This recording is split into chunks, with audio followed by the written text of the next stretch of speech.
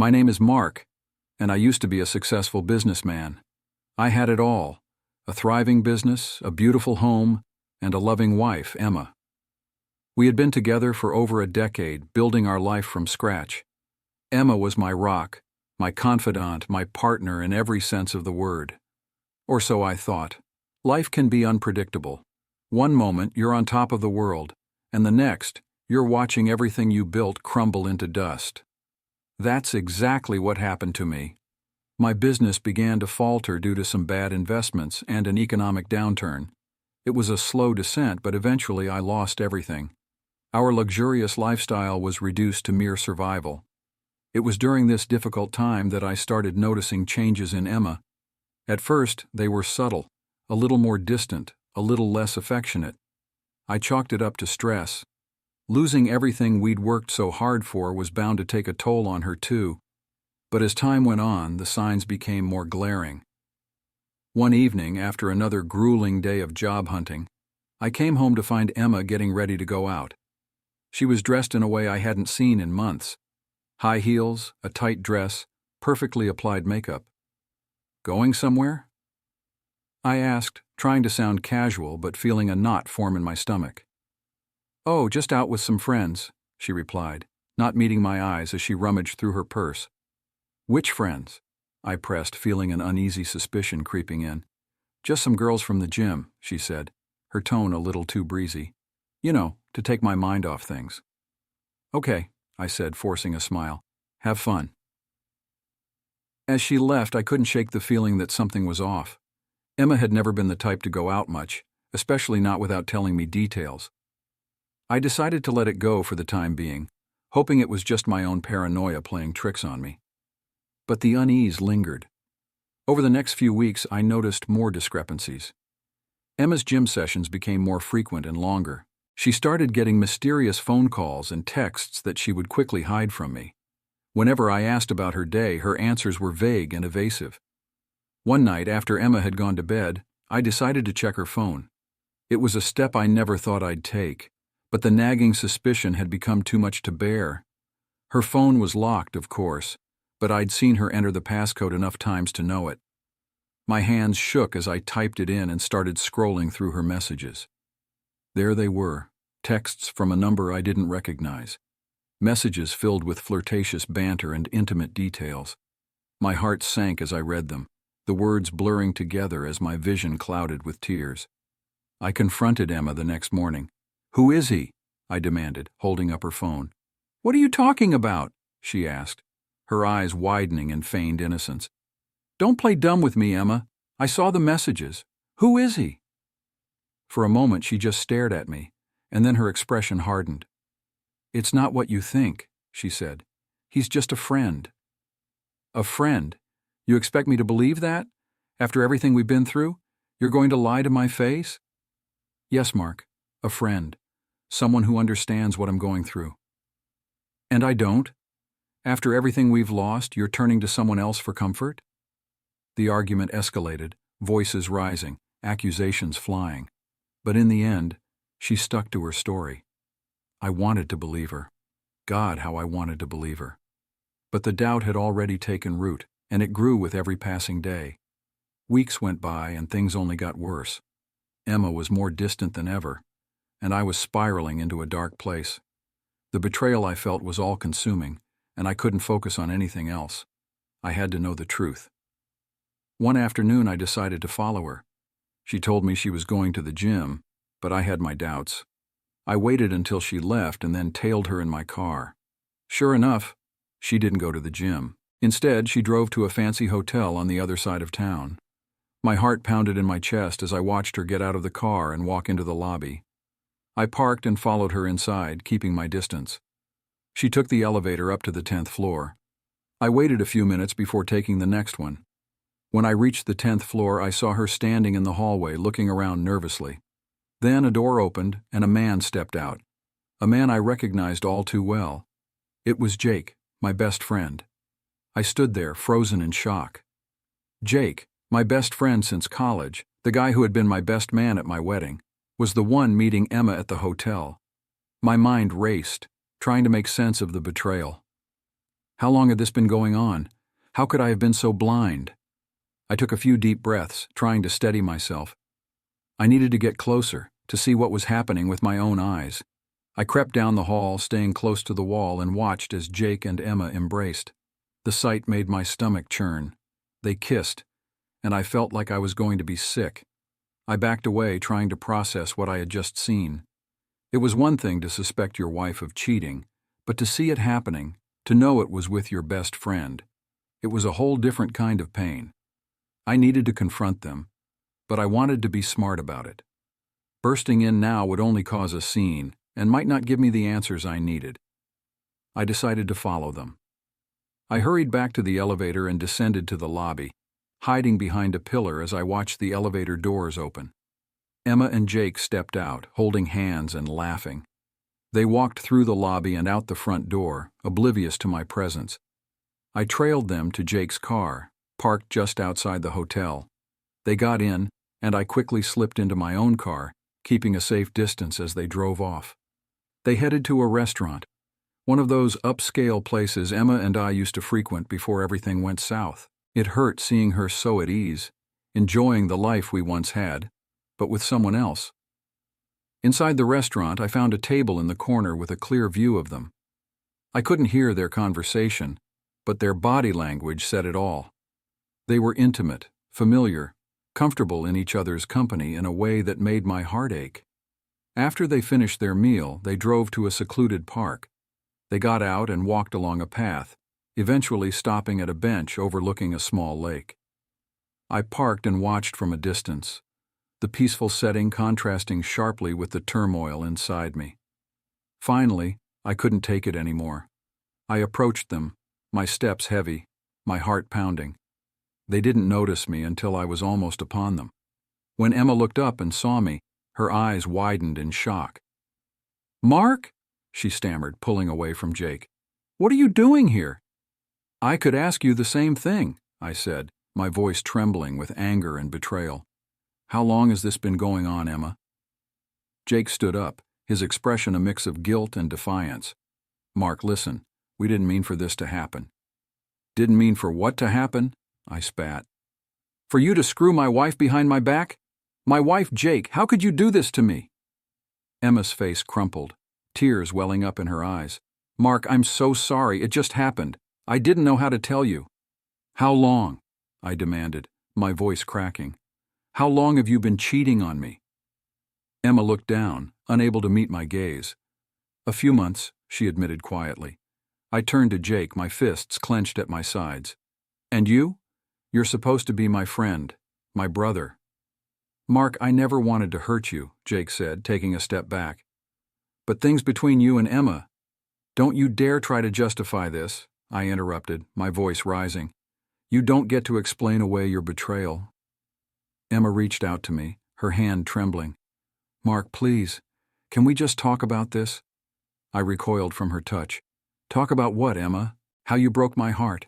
How you chose him over me when I needed you the most?" "We never planned this," she pleaded. "It just happened. I was lonely and you were so distant." "So this is my fault?" I shouted. "You're blaming me for your affair?" "No, that's not what I meant," she said, tears streaming down her face. I don't know how we got here." "You got here because you made a choice," I said coldly. "Both of you did." Jake stepped forward, his hands raised in a placating gesture. "Mark, let's not do this here. Let's go somewhere and talk." "There's nothing to talk about," I said, my voice hardening. "You've destroyed our friendship and you've destroyed my marriage. There's no coming back from this." I turned and walked away, my heart heavy with sorrow and anger. As I got into my car, I saw Emma and Jake standing there, helpless and lost. Part of me wanted to forgive them, to find a way to move past this, but the betrayal was too deep, the wounds too raw. I drove aimlessly for hours, the events replaying in my mind. I thought about the life Emma and I had built together, the dreams we shared, and how it had all come crashing down. I thought about Jake, the friend who had been there through thick and thin, and how he had become the person to hurt me the most. By the time I got home, it was dark. I sat in the driveway, staring at the house that no longer felt like a home. I knew I couldn't stay there, not with Emma.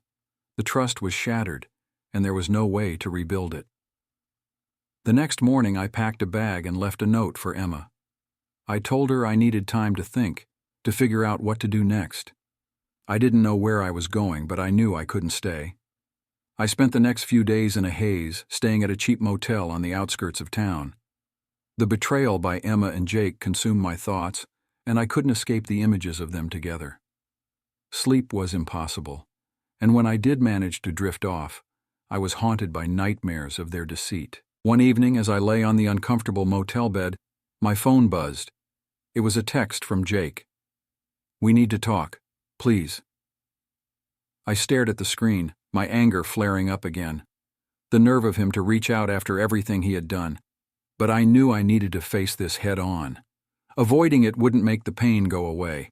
I agreed to meet him at a nearby coffee shop, a neutral ground where we could have this difficult conversation. When I arrived, Jake was already there, nursing a cup of coffee and looking like he hadn't slept either. He stood up as I approached, but I waved him off.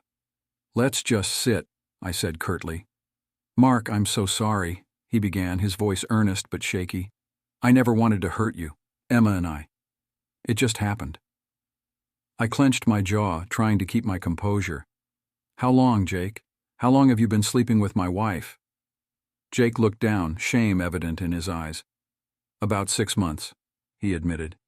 6 months, I repeated, the words tasting bitter on my tongue. "And you never thought to stop? Never thought about what this would do to me?" "I did, but what? You couldn't help yourself? Spare me your excuses, Jake. You knew exactly what you were doing." "I know, and I'm sorry. I wish I could take it all back." "Sorry isn't enough," I said, my voice rising. "You were supposed to be my friend.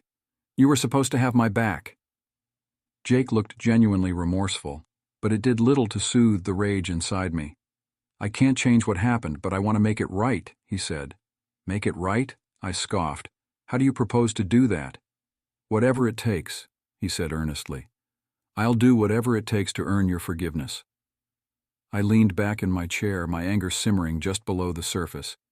"You can't fix this, Jake. The damage is done." Our conversation was cut short by another text, this time from Emma. "We need to talk. Please come home." I sighed, feeling the weight of the situation pressing down on me. "I have to go," I said, standing up. "There's nothing left to say." Jake reached out, but I pulled away, leaving him sitting there in the coffee shop, looking defeated. When I got back to the house, Emma was waiting for me in the living room, her eyes red from crying. She stood up as I walked in, but I kept my distance. "Mark, please, can we talk?" she pleaded. "We're talking," I said, crossing my arms over my chest. "I know you're angry, and you have every right to be," she began. "But I need you to understand that I never wanted to hurt you." "Then why did you?" I shot back. "Why did you turn to Jake instead of me?" Emma's shoulders sagged and she looked down at the floor. "I was lonely, Mark. You were so wrapped up in your own struggles, and I felt like I was invisible." "And that justifies cheating on me?" "No, it doesn't," she admitted. "But it happened, and I can't change that. I still love you, Mark. I want to fix this, to make things right between us." "How?" I asked, my voice tinged with bitterness. "How do you plan to fix the fact that you betrayed me with my best friend?" Emma took a deep breath, tears streaming down her face. "I don't know, but I want to try.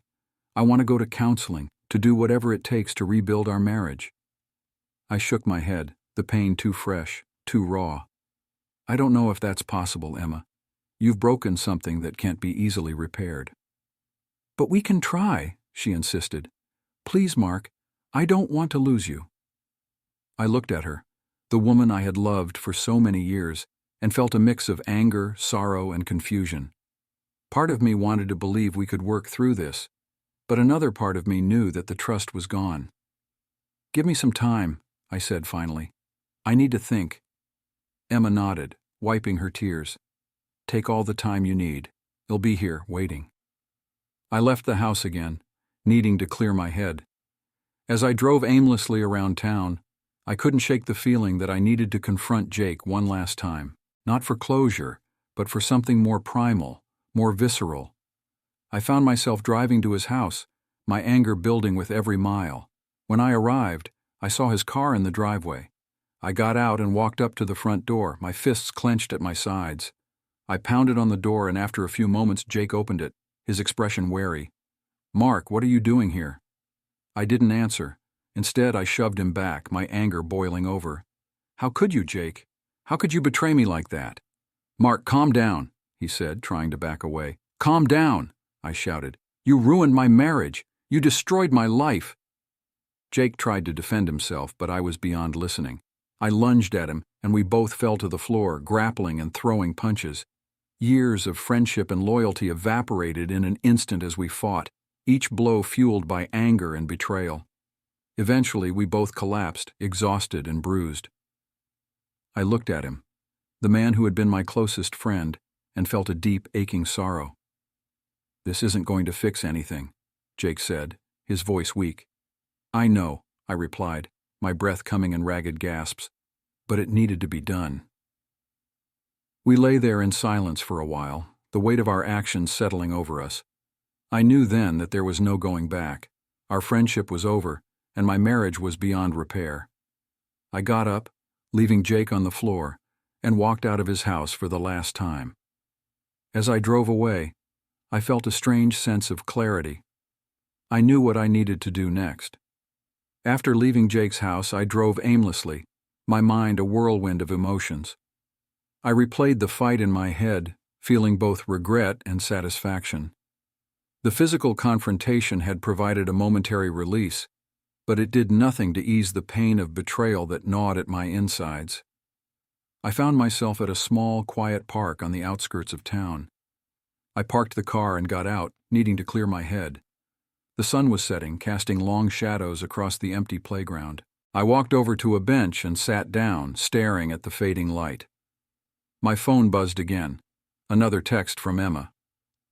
I ignored it. I needed space, time to think about everything that had happened. The woman I loved had cheated on me with my best friend. The realization was a knife twisting in my gut, and I couldn't escape the pain. As I sat there, memories of happier times flooded my mind.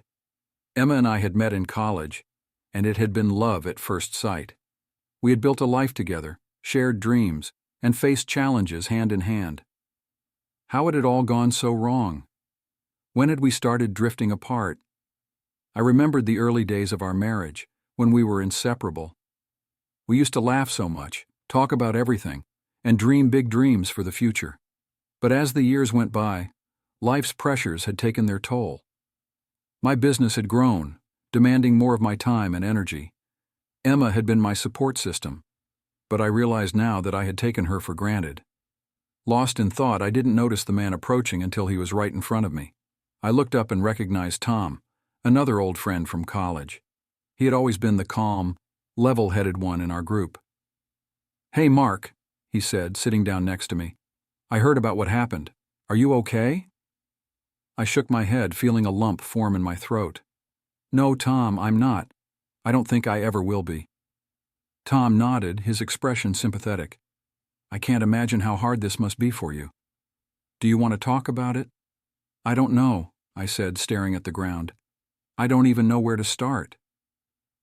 "Start wherever you feel comfortable," Tom said gently. I took a deep breath and began to speak, the words pouring out of me in a torrent.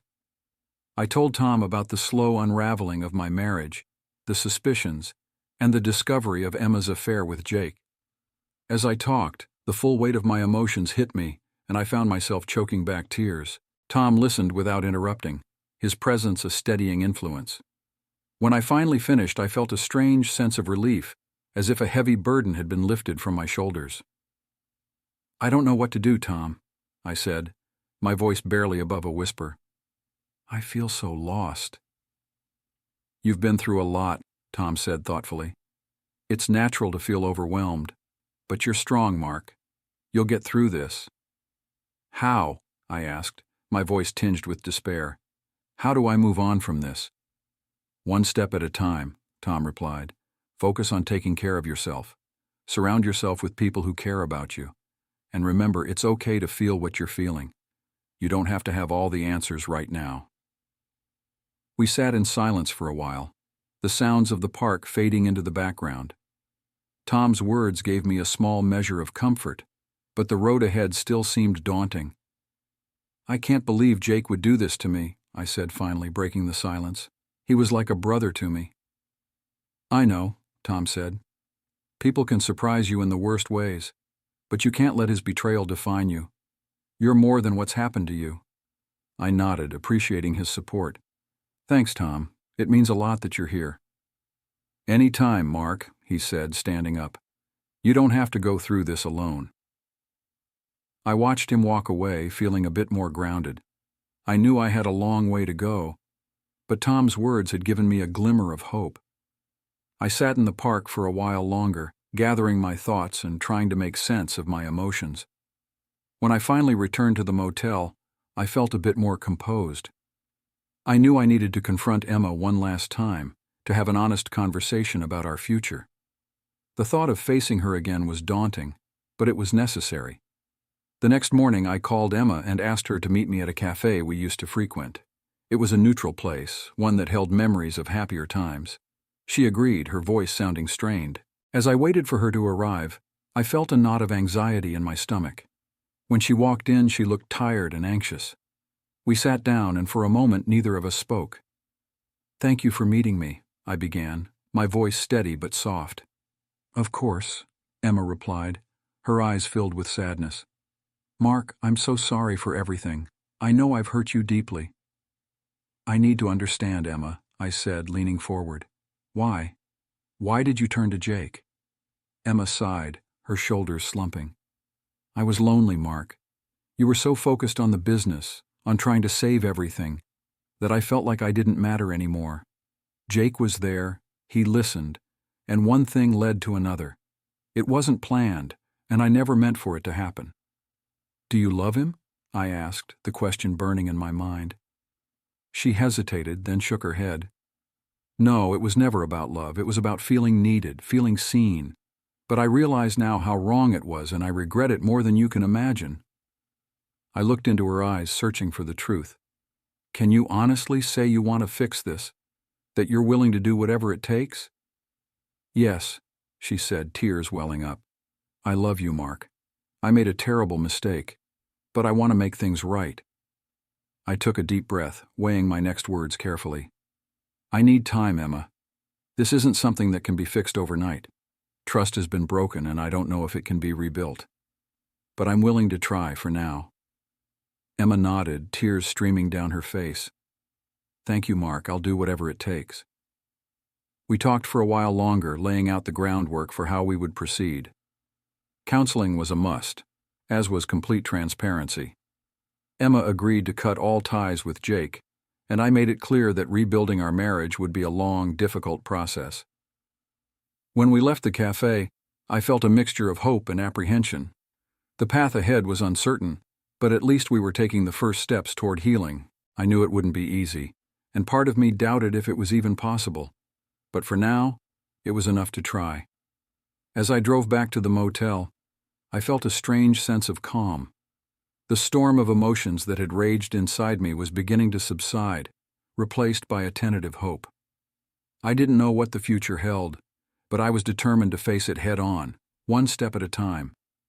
The following weeks were some of the most challenging of my life. Emma and I began counseling sessions, and while the sessions were draining, they were also illuminating. Our therapist, Dr. Harris, helped us uncover the underlying issues that had led to the breakdown of our marriage. It was painful to face our faults, but it was also necessary. One evening, after an especially intense session, Emma and I sat in the living room, the silence heavy between us. We had talked about our feelings, our mistakes, and our hopes for the future, but the question of whether we could truly move past the betrayal still loomed large. "Mark," Emma said softly, breaking the silence, "I know I've hurt you in ways that words can't fix. I'm committed to making things right, but I also know that you need to heal in your own way. If that means being apart, I'll understand." I looked at her, seeing the sincerity and regret in her eyes.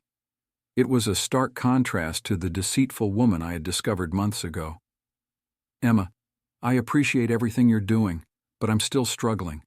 Every time I look at you, I see you and Jake together. It's a constant reminder of the betrayal." She nodded, tears welling up. "I understand, Mark. I can't take back what I did, but I can promise you that I'm here for you, whatever you decide." "I need more time," I said finally. "Time to sort out my feelings, to figure out if I can truly forgive and move on." Over the next few days, I focused on myself. I reconnected with old friends, threw myself into work, and spent time reflecting on what I wanted for my future. I began to see a therapist on my own, which helped me work through my emotions and gain clarity. One day, while sitting in my therapist's office, I had a breakthrough. Dr. Moore, a kind and perceptive woman, asked me a simple but profound question. "Mark, what do you want your life to look like 5 years from now?" I thought about it long and hard. I pictured a life filled with peace, trust, and fulfillment. I imagined a relationship built on mutual respect and honesty. And as much as I wanted that with Emma, I couldn't shake the feeling that the trust between us was irreparably damaged. That evening, I returned home with a heavy heart, knowing what I had to do. Emma was in the kitchen preparing dinner, and she looked up with a hopeful expression as I walked in. "Can we talk?" I asked, my voice steady but somber. "Of course," she said, setting aside the cutting board and joining me at the table. I took a deep breath, gathering my thoughts. "Emma, I've been doing a lot of soul searching. These past few weeks have been incredibly difficult, but they've also given me clarity. I've realized that, as much as I want to rebuild our marriage, I don't think I can ever fully trust you again." Her face fell, and tears began to stream down her cheeks. "Mark, please, I love you. I'm willing to do whatever it takes to fix this." "I know you are," I said gently. "But trust is the foundation of any relationship, and without it we can't move forward. I'll always care about you, Emma, but I think it's best for both of us if we go our separate ways." She sobbed, her shoulders shaking. "I can't believe this is happening. I've lost you because of my own mistakes." I reached out and took her hand, squeezing it gently. "We both made mistakes, Emma, but we need to be honest with ourselves. This isn't the life either of us envisioned, and holding on to something broken isn't fair to either of us." We sat in silence, holding each other's hands, mourning the end of our marriage. It was a bittersweet moment, filled with sadness but also a sense of resolution. We had tried, but sometimes love isn't enough to overcome the damage done. The next few days were a whirlwind of practicalities.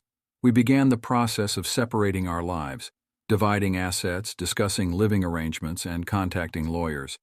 It was an emotionally exhausting experience, but it was also necessary for both of us to move on. One afternoon, as I packed up my things, I came across an old photo album. It was filled with pictures of our early days together, our wedding, vacations, and countless happy moments. I felt a pang of nostalgia, but also a sense of acceptance. Those memories would always be a part of my life, but they belonged to a chapter that was now closed. As the days turned into weeks, I began to feel a sense of freedom. I moved into a small apartment, modest compared to the home Emma and I had shared. But it was mine. It was a place where I could start fresh, free from the shadows of betrayal. I continued therapy, focusing on rebuilding my self-esteem and rediscovering who I was outside of my marriage. I reconnected with hobbies I had neglected and spent time with friends who had stood by me through thick and thin. Slowly but surely, I began to heal. One evening, as I sat on the balcony of my new apartment, watching the sunset, I felt a sense of peace wash over me. The journey had been painful, but I had come out stronger on the other side. I knew that the road ahead would still have its challenges, but I was ready to face them. A few months later, I received a message from Emma. She had started a new job and was seeing a therapist herself. She thanked me for the time we had spent together and wished me happiness in my new life. It was a bittersweet moment, but it brought closure. As I put my phone away, I felt a sense of gratitude. Gratitude for the lessons learned, for the strength I had found within myself, and for the new beginnings that awaited me. I had survived the storm, and now it was time to embrace the calm. The months following my separation from Emma were a period of profound transformation. I had moved into my own apartment, reconnected with friends, and focused on rebuilding my life.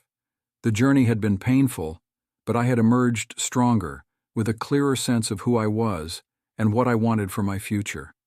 One day, while sorting through some old boxes, I stumbled upon a letter from Emma. It was dated a few weeks after we had decided to separate.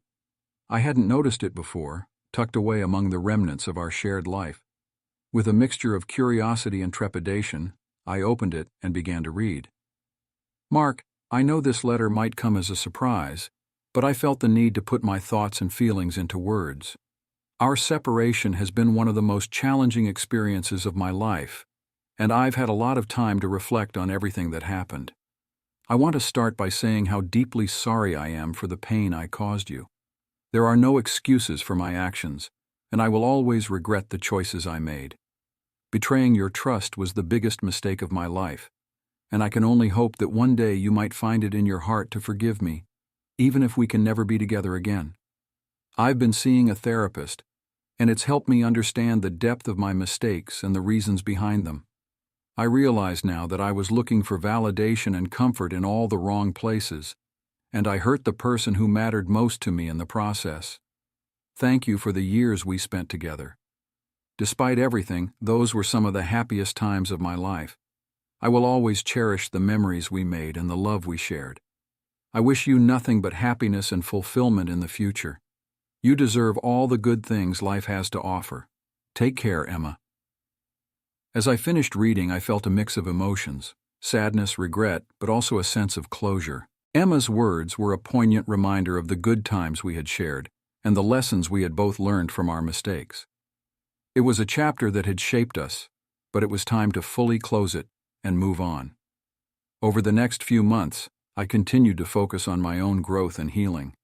I threw myself into work, finding satisfaction in rebuilding my career from the ground up. I also made time for the things that brought me joy: hiking, reading, and spending time with friends who had become my support system. One day, while at a networking event for work, I met Sarah. She was vibrant, intelligent, and had a warmth about her that immediately drew me in. We struck up a conversation, and before I knew it, hours had passed.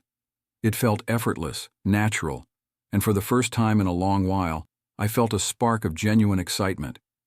Sarah and I began to see each other regularly, and our connection deepened over time. She knew about my past and the heartache I had been through, and she was patient and understanding. With her, I felt a sense of possibility, a chance to build something new, something healthy and honest. As our relationship blossomed, I realized how much I had grown. I was more aware of my own needs and boundaries, more communicative and more appreciative of the small moments of joy and connection. Sarah and I had our challenges, as all couples do, but we faced them together, with openness and respect. One evening, as we sat on my balcony watching the sunset, Sarah turned to me and said, "Mark, I know you've been through a lot, but I want you to know that I'm here for you, no matter what. I see the strength in you, and I'm grateful to be a part of your life." Her words touched me deeply, and I realized that I had finally found the peace and fulfillment I had been searching for. The pain of the past had not defined me. It had shaped me into a stronger, wiser person. Months turned into a year, and Sarah and I continued to build our life together. We traveled, explored new hobbies, and supported each other in our personal and professional endeavors. The scars of the past were still there, but they no longer held me back. Instead, they reminded me of how far I had come.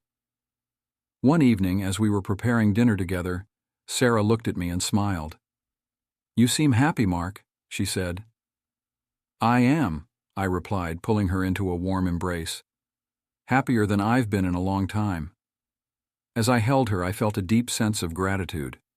Life had taken me through a storm, but it had also brought me to a place of calm and contentment. I had learned to trust again, to open my heart, and to embrace the possibilities of the future. Looking back, I realized that the journey had been worth it. I had faced my darkest moments and emerged stronger. I had found love again, not just with Sarah, but with myself. And as we stood there in the warmth of our home, I knew that I had truly moved on.